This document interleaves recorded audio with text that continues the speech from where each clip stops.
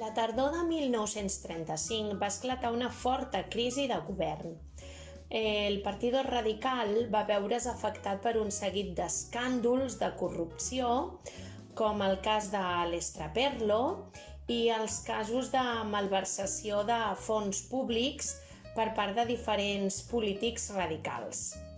Mireu, el cas aquest de l'Estraperlo consistia que era una ruleta que estava trucada, que mitjançant suborns s'havia implantat en diferents casinos espanyols. La qüestió és que aquests escàndols van agreujar les diferències a l'interior de la coalició governamental, ja que Le Rouge havia perdut la seva legitimitat.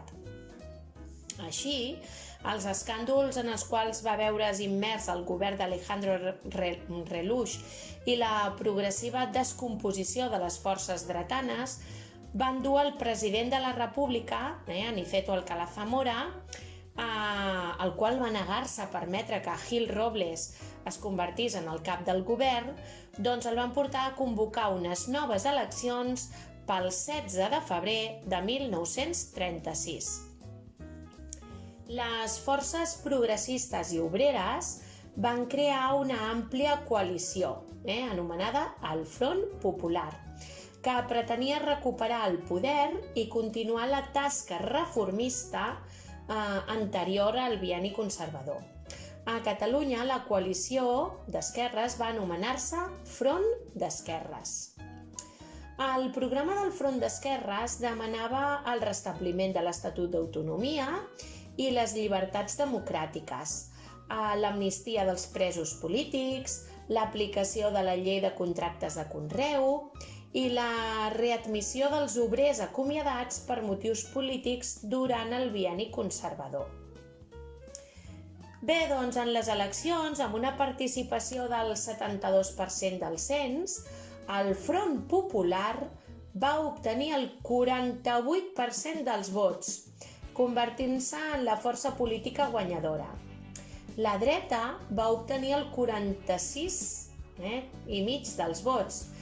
Ja veieu que el triomf de les esquerres va ser molt apurat, molt just. Bé, les conseqüències de la victòria no van fer-se esperar.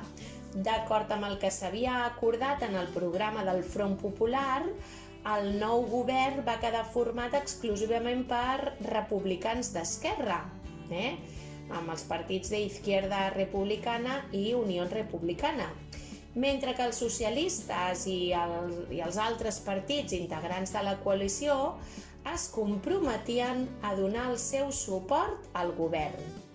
Manuel Azaña era elegit com a nou president de la República el 8 de maig de 1936, amb gran oposició per part de la dreta, i Santiago Casares Quiroga es convertia en el nou cap del govern.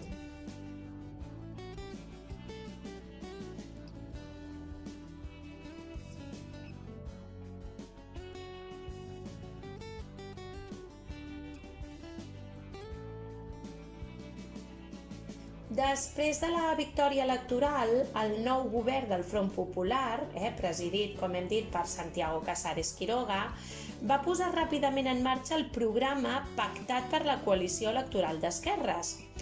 Així, doncs, es va decretar una amnistia per als més de 30.000 presos polítics i es va obligar a les empreses a readmetre els obrers que havien estat acomiadats per motius polítics arran de les vagues d'octubre de 1934. Igualment, els regidors dels ajuntaments suspesos després dels fets d'octubre van ser reintegrats en els seus càrrecs. A Catalunya, després de l'amnistia, l'Estatut i el govern de la Generalitat van ser restablerts per al govern del Front Populista, reprenent-se així l'autonomia de Catalunya. És en aquest moment quan Lluís Companys, en sortir de la presó per tornar a Barcelona i ser confirmat pel Parlament com a nou president, va pronunciar la seva famosa frase, aquella que va dir: «Tornarem a sofrir, tornarem a lluitar, tornarem a vèncer».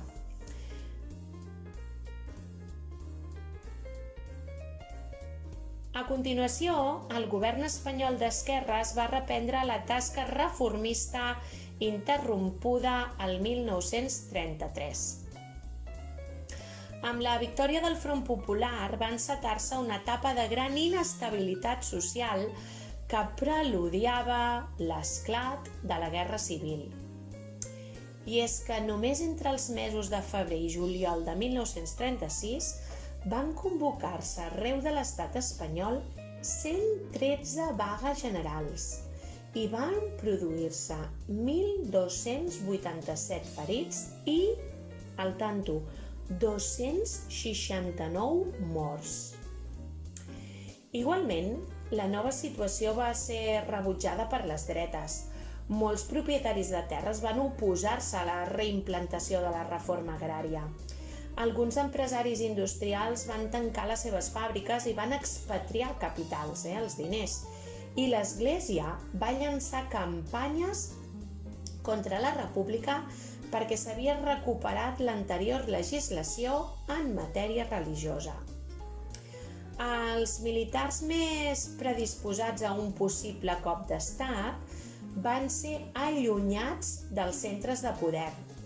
Per exemple, Francisco Franco va ser destinat a les Canàries, Godet a les Illes Balears i Mola a Pamplona.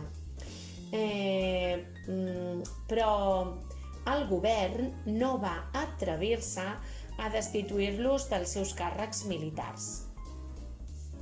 En aquest moment, els partits de l'extrema dreta, com la Falange Espanyola, van fomentar un clima d'enfrontament civil i de crispació política.